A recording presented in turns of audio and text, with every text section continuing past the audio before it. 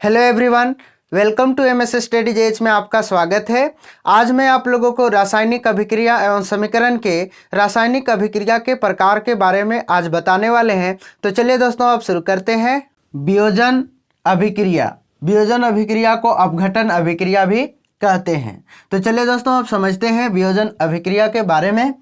तो लिखा हुआ है, वैसे रासायनिक अभिक्रिया जिसमें एकल अभिकर्मक टूटकर छोटे छोटे उत्पाद प्राप्त करते हैं उसे वियोजन अभिक्रिया कहते हैं। मतलब वैसे रासायनिक अभिक्रिया जिसमें एकल अभिकर्मक टूटकर छोटे छोटे उत्पाद बनाते हैं उसे क्या कहते हैं?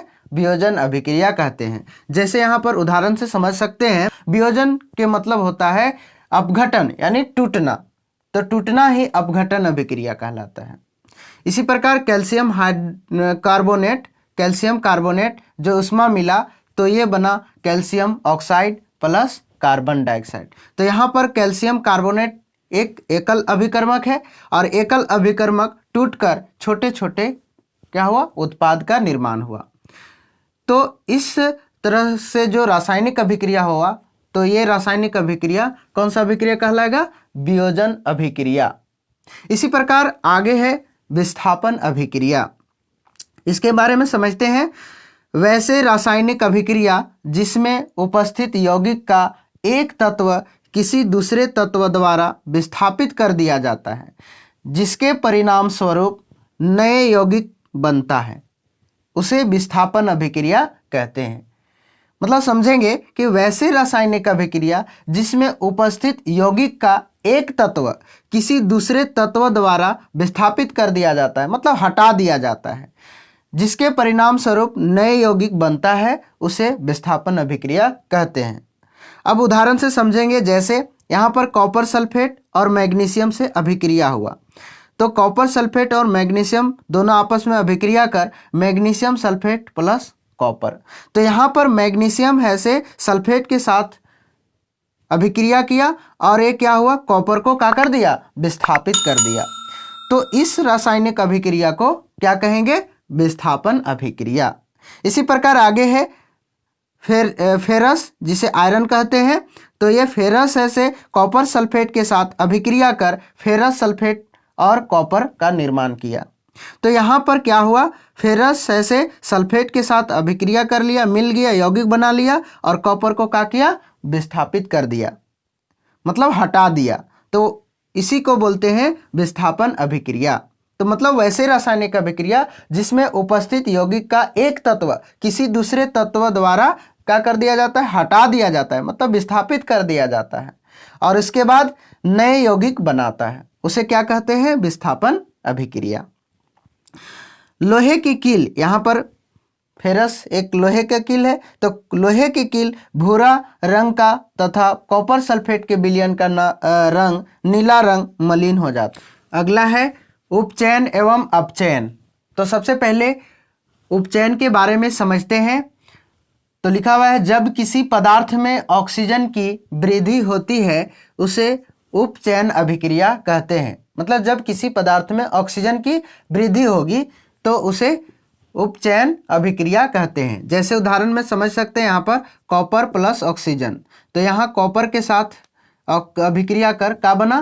Copper oxide. तो कॉपर ऑक्साइड, तो यहाँ पर क्या हुआ? कॉपर ऑक्सीजन का वृद्धि हुआ यहाँ पर, तो कॉपर के साथ ऑक्सीजन की वृद्धि हुआ। ठीक है, तो ये कौन सा अभिक्रिया कहलाएगा? उपचयन अभिक्रिया। ठीक है, मतलब जब किसी पदार्थ में ऑक्सीजन का वृद्धि होती है तो उसे उपचयन अभिक्रिया कहते हैं। इसी प्रकार आगे समझेंगे अपचयन अभिक्रिया। जब किसी पदार्थ में ऑक्सीजन की ह्रास मतलब कमी होती है उसे अपचयन अभिक्रिया कहते हैं। मतलब जब किसी पदार्थ में ऑक्सीजन की कमी होगी तो उसे क्या कहेंगे? अपचयन अभिक्रिया। जैसे कॉपर प्लस हाइड्रोजन दोनों आपस में अभिक्रिया कर कॉपर प्लस हाइड्रोजन ऑक्साइड का निर्माण हुआ। तो यहाँ पर क्या हुआ? कॉपर ऑक्साइड के साथ ऐसे कॉपर ऑक्साइड के साथ यहाँ पर ऑक्सीजन का कमी हुआ, ह्रास हुआ, जो अलग हो गया, ऑक्सीजन ऐसे हाइड्रोजन के साथ मिल गया। तो ये कॉपर एक प्रकार का क्या है? अपचयन अभिक्रिया। आगे समझें उपचयन एवं अपचयन अभिक्रिया। तो लिखा हुआ है, किसी अभिक्रिया में एक अभिकारक उपचयित तथा दूसरा अभिकारक अपचयित होता है। मतलब एक अभिकारक में ऑक्सीजन का वृद्धि होगा और दूसरे अभिकारक में ऑक्सीजन का ह्रास होगा, उसे उपचयन, अपचयन अथवा रेडॉक्स अभिक्रिया कहते हैं। उपचयन अपचयन अभिक्रिया को क्या कहते हैं? रेडॉक्स अभिक्रिया भी कहते हैं। ठीक है, तो यहाँ पर कॉपर ऑक्साइड और हाइड्रोजन दोनों आपस में अभिक्रिया किया तो कॉपर प्लस हाइड्रोजन ऑक्साइड यानी जल का निर्माण किया। तो ये कॉपर के साथ ऑक्सीजन ए का हुआ, ह्रास हुआ यानी कमी हुआ, तो ये अपचयन अभिक्रिया होगा। और ये हाइड्रोजन के साथ ऑक्सीजन की वृद्धि हो रही है, तो ऑक्सीजन के साथ वृद्धि हो रहा है तो इसको क्या बोलेंगे? उपचयन अभिक्रिया। क्या कहेंगे? उपचयन अभिक्रिया। इसी प्रकार उपचयन को रोकने वाले पदार्थ को प्रति उपचायक यानी एंटीऑक्सीडेंट कहते हैं। मतलब उपचयन को रोकने के लिए, ठीक है, उपचयन को रोकने वाले पदार्थ को क्या कहते हैं? प्रति उपचायक यानी एंटीऑक्सीडेंट कहते हैं। ठीक है दोस्तों, बस इतना ही। अगर ये वीडियो आप लोगों को अच्छा लगे तो ज़रूर लाइक करें और अपने दोस्तों के पास शेयर करें। अगर आप मेरे YouTube चैनल में नए हैं तो इस चैनल को ज़रूर सब्सक्राइब करें और बेल आइकन की घंटी को प्रेस करें ताकि इसी तरह से आपको नए नए वीडियो मिलते रहे। धन्यवाद।